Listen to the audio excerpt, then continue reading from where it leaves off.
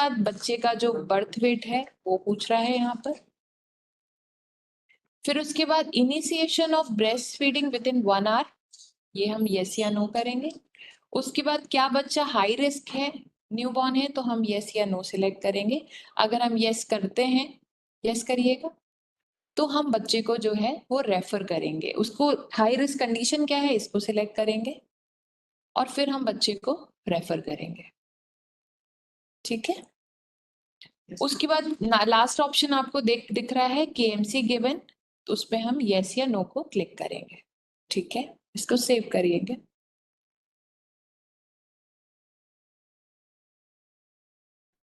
Save करने के बाद हमारा पीडब्ल्यू सर्विसेज पे इतनी चीजें थी जो मैंने आपको बताई, वो हम पीडब्ल्यू सर्विसेज पर जाकर ही भरेंगे। उसके बाद आप देखेंगे अगला टैब हमारा एचबीपीएनसी का है, इस पे हम क्लिक करते हैं। तो हमारे पास वो महिलाएं जिनकी डिलीवरी हो चुकी है, वो यहाँ पर या अपडेट हो चुकी है, वो महिलाएं एचबीपीएनसी की लाइन लिस्ट पे आ जाएंगी।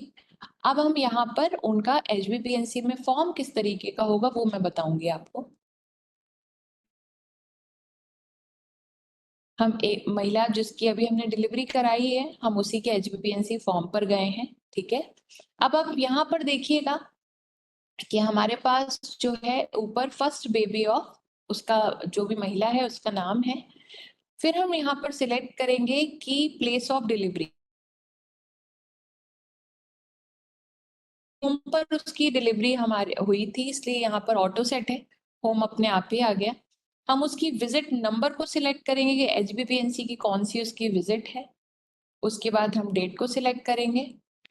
डेट सिलेक्ट करने के बाद हमारे पास, एक मिनट रुकिएगा सदगुरु, आपको यहाँ पर दिखेगा मदर डिटेल है। इसी तरीके से आप नीचे जाएंगे तो न्यू बॉर्न की डिटेल हम यहाँ पर इस फॉर्म में भर सकते हैं।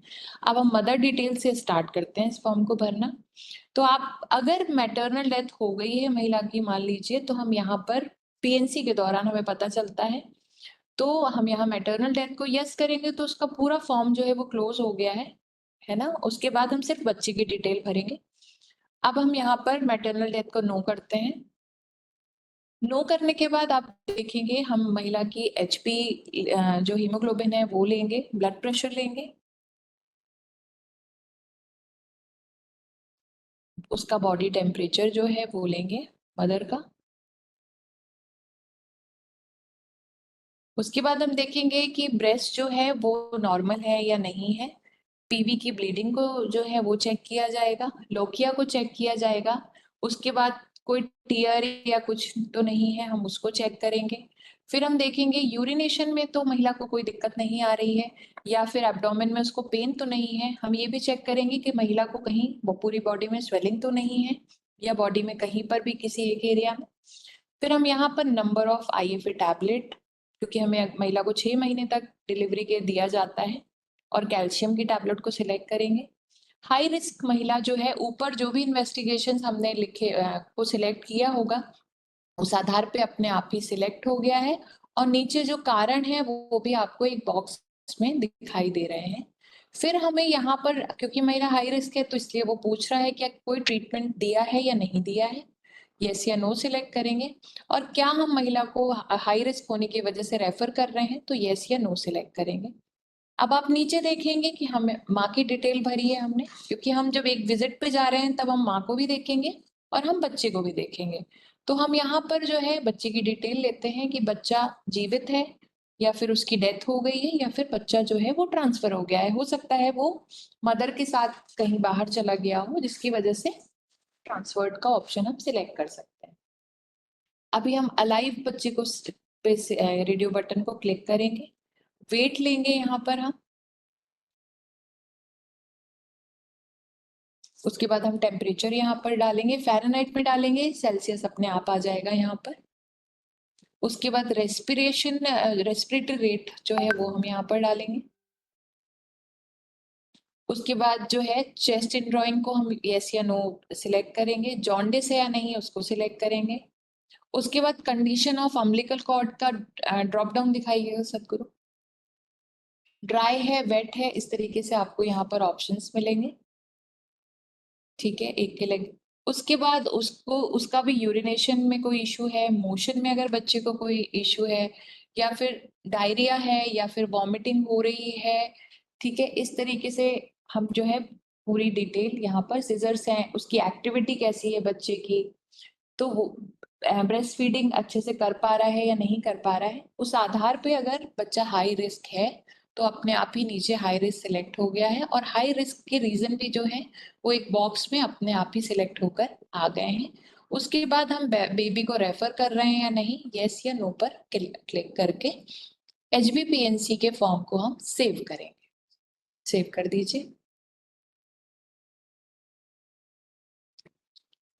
यहाँ पर आप देखेंगे कि HBPNC की महिला की एक विजिट हो गई है, वो आपको यहाँ पर दिखाई दे रही है। इसी तरीके से जब आप उसकी दूसरी विजिट करेंगे, तीसरी विजिट करेंगे, तो सारी विजिट्स जो हैं आपको यहाँ पर शो होंगी। ठीक है, उसके बाद अभी मैं जो है सदगुरु डैशबोर्ड, ठीक है, अब हम जाएंगे डैशबोर्ड पर। डैशबोर्ड पर जाकर जो है हम क्या क्या चीजें देख सकते हैं, पहले मैं उसको डिस्कस करूंगी। जैसे कि ANM या CHO, उनके एरिया में उन्होंने कितने एलिजिबल कपल को रजिस्टर किया है वो यहाँ पर देख सकते हैं। सतगुरु से क्लिक करिएगा। यहाँ पर जाके पूरी जितनी भी महिलाओं का उन्होंने registration as a eligible couple किया होगा वो उनको यहाँ पर देख सकते हैं। हम बैक जाइए। उसके बाद प्रेग्नेंट विमेन रजिस्ट्रेशन हमारे पास हम देख सकते हैं। इसी तरीके से ANC चेकअप ड्यू लिस्ट देख सकते हैं कि कितनी महिलाएं जो हैं वो ANC चेकअप 1 में है, चेकअप 2 में है, चेकअप 3 में है, या फिर चेकअप 4 में है। इस तरीके से आपको हमने यहाँ पे समय भी जो ANC 1 का होता है, जैसे कि 12 हफ्ते के पहले होता है। ANC 2 चेकअप का जो समय होता है वो होता है 13 से लेके 26 वीक। ANC 3 का जो समय होता है 27 से 34 वीक्स होता है। और जो हमारा ANC 4 विजिट का जो समय होता है 34 वीक्स से लेकर डिलीवरी तक का होता है। उसी आधार पर जितनी भी महिलाएं होंगी वो यहाँ पर ड्यू लिस्ट में आपको दिखाई देगी। ठीक है, क्योंकि हमने अभी अपनी महिला की डिलीवरी करा दी है तो वो यहाँ पे ड्यू लिस्ट पे आपको नहीं दिखाई देगी। ठीक है, उसके बाद हम पीछे जाते हैं।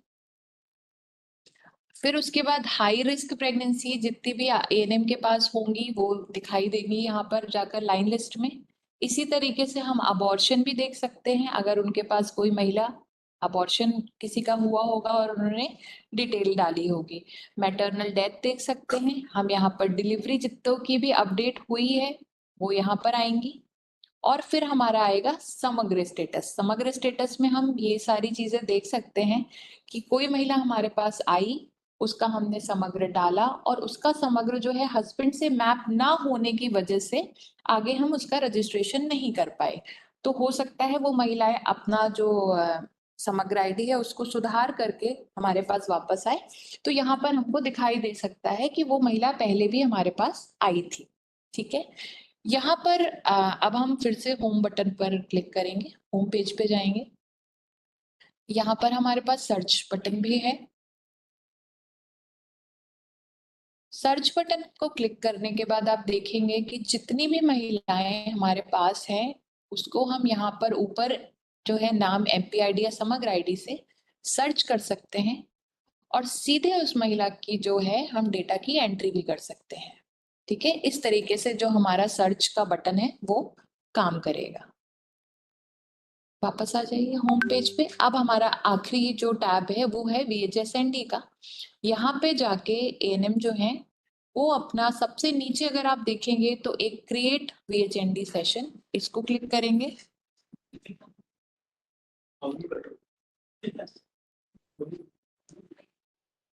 लंच करने, हाँ, VHND सेशन पे हम क्या है, जिस उस ANM के पास जितने भी विलेज होंगे उसके आधार पर वो अपने आगे की VHND सेशंस को क्रिएट कर सकती है। डेट को डालने के बाद यहाँ पर डेट को डालेंगे और फिर सबमिट बटन को क्लिक करेंगे।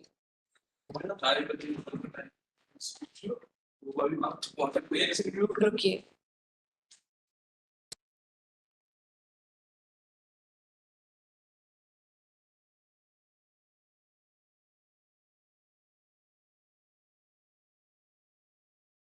जैसे कि मैंने आपको बताया कि हमने VHND सेशन को यहाँ पर क्रिएट किया है हमारी ANM ने।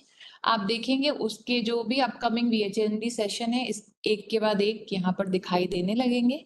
और जब हमारी ANM उस VHND सेशन को करने जाएगी तो वो यहाँ पर स्टार्ट बटन को क्लिक करेगी। उसके पास क्योंकि पूरी उसकी ड्यू लिस्ट होगी उस विलेज की, वो वहां पे अपनी ड्यू लिस्ट देख सकती है, डाउनलोड कर सकती है और किसी को व्हाट्सएप पे भी शेयर कर सकती है ड्यू लिस्ट को।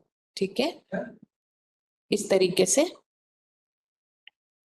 वो व्हाट्सएप के थ्रू अपनी ड्यू लिस्ट को अपने अपने खुद के लिए भी शेयर कर सकती हैं देखने के लिए। ये देखिए इस तरीके से पूरी उनकी ड्यू लिस्ट होगी। बैक आइएगा, ड्यू लिस्ट को डाउनलोड करने का तरीका शुरू हट गया है। हाँ, और फिर स्टार्ट बटन पे जाकर क्लिक करके जो है वो हम VHND सेशन को शुरू करेंगे। ठीक है, ये देखिए उनकी ड्यू लिस्ट है, ड्यू लिस्ट पे क्लिक करेंगे और हम यहाँ पे दो तरीके से ड्यू लिस्ट है हमारी। कुछ महिलाएं होंगी जो ANC के पीरियड में होंगी और कुछ के लिए जो HBPNC के समय पे गई हुई है। अगर हम उस विलेज पे गए हैं तो हम HBPNC भी जिन महिलाओं का चल रहा है हम उनका भी जो है VHND के दौरान जो है उनका इन्वेस्टिगेशन कर सकते हैं। ठीक है, बैक आ जाइए। इस तरीके से हमारा जो मोबाइल का पूरा एप्लीकेशन है वो काम करेगा।